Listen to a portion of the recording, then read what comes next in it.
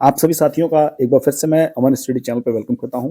जो भी लोग चैनल पर नए हों या पहली बार आए हों वो चैनल को सब्सक्राइब कर लें, क्योंकि यूपी पुलिस से रिलेटेड जितनी भी आपके मन में दुविधाएं होंगी, जो प्रश्न होंगे, उनको हम यहाँ सॉल्व करने का प्रयास करेंगे वीडियोस के माध्यम से। तो चलिए शुरुआत करते हैं। जैसा कि आप हेडिंग देख रहे हैं, यूपी पुलिस भर्ती 2023 जो है आपके सामने है, और शारीरिक मानक परीक्षण यानी कि PST, ठीक है, और शारीरिक दक्षता परीक्षण यानी कि PET, ये हो गया आपका। ये PET यानी कि फिजिकल एफिशिएंसी टेस्ट, और PST यानी कि फिजिकल स्टैंडर्ड टेस्ट। तो अगर इतना चीजें आप समझ पा रहे हो तो हम क्लास को आगे बढ़ाते हैं, वीडियो को आगे बढ़ाते हैं।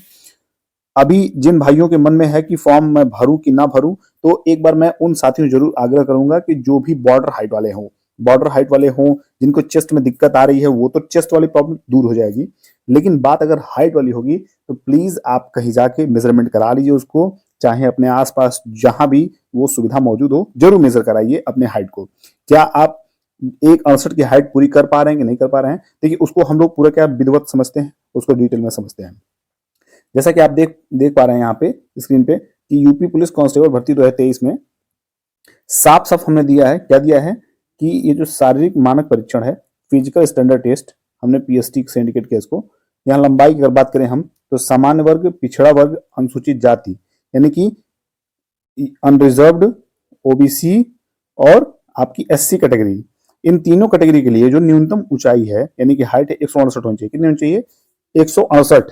और अगर यही हम बात करें अनुसूचित जनजाति की यानी कि ST की बात करें, तो 160 न्यूनतम होनी ही चाहिए। इस बात को जरा गौर करिएगा कि अगर आप थोड़ी भी आपको शंका आ रही हो, थोड़ी सी भी आपको लग रहा हो कि मैं इसके बॉर्डर पे हूं, तो जरूर एक बार हाइट में मेजर कराइएगा, क्योंकि बाद में आप पता चले कि खूब अच्छे से आपने पेपर की तैयारी की, मेहनत की, और पेपर आप निकाल लिए, उसके बाद आप जब जा रहे हैं PST के लिए, तो वहां आपको बाहर कर दिया जा रहा है ये कह के कि आपकी हाइट 160 से कम है या 168 से कम है। तो ये ना झेलना पड़े, इसके लिए आप पहले ही आप प्रिपेयर रहिएगा।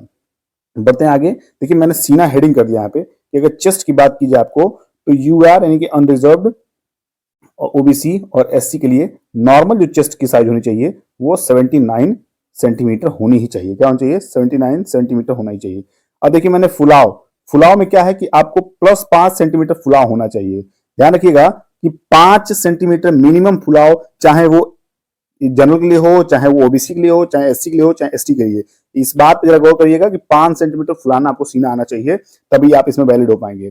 ST की बात करें तो 77 नॉर्मल चाहिए, और +5 फुलाव के बाद जो है वो 82 होना चाहिए। इस पे आप लोग जरा ध्यान दीजिएगा कि अगर ये सब दिक्कतें होंगी तो कमेंट करिएगा, मैं उसका मतलब सॉल्व का भी तरीका बताऊंगा कैसे इसको सॉल्व करना है।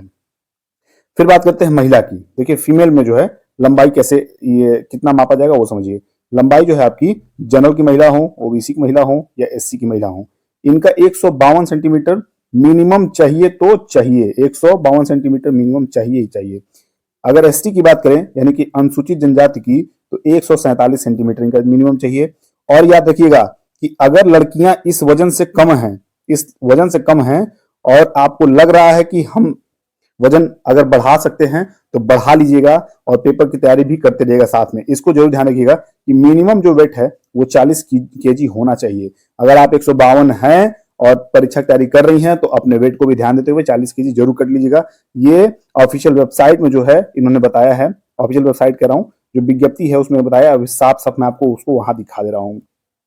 शारीरिक दक्षता परीक्षण की बात करें यानी कि फिजिकल एफिशिएंसी टेस्ट की, तो पुरुष वर्ग में क्या है कि 4.8 किलोमीटर, क्या है 4.8 किलोमीटर, जिसको आप 4800 मीटर भी कह सकते हैं, यानी कि 5 किलोमीटर से जो है ये 200 मीटर जो है कम रहेगा। क्या रहेगा? 5 किलोमीटर से 200 मीटर कम रहेगा।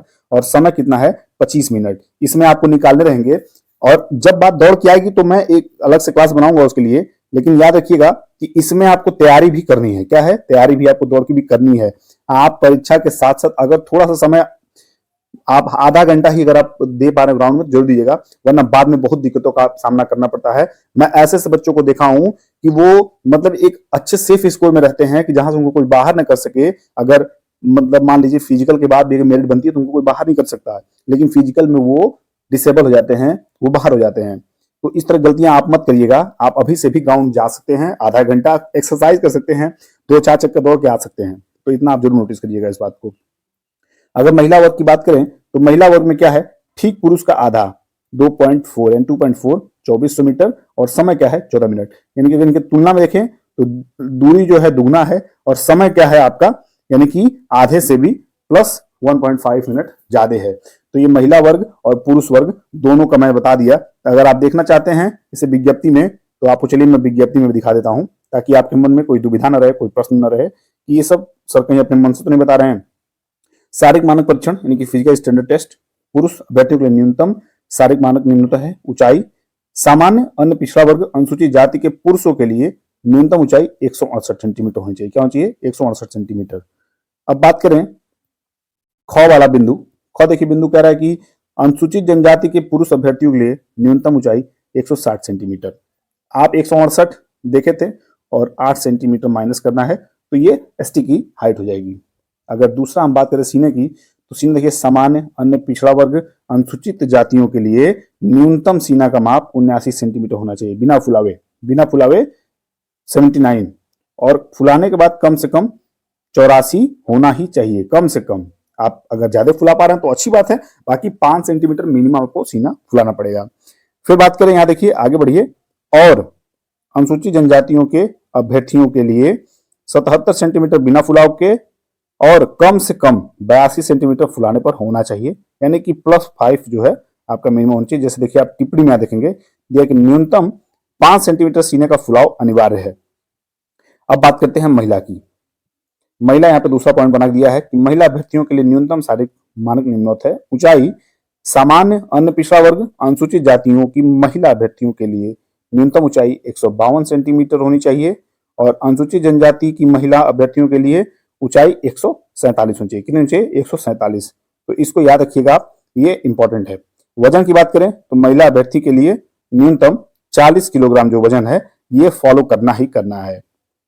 फिर बात करें हम अगर यहाँ देखिए शारीरिक दक्षता परीक्षण क्या है। शारीरिक दक्षता परीक्षण आप विज्ञप्ति खोलिएगा और 4.3 पॉइंट चाहिएगा टॉपिक पे, तो आपको फिजिकल एफिशिएंसी टेस्ट मिलेगा, जहां दिया कि अभिलेखों की समीक्षा एवं शारीरिक मानक परीक्षण में सफल पाए गए अभ्यर्थियों से शारीरिक दक्षता परीक्षण में सम्मिलित होने की अपेक्षा की जाएगी जो अर्हकारी प्रकृति की होगी।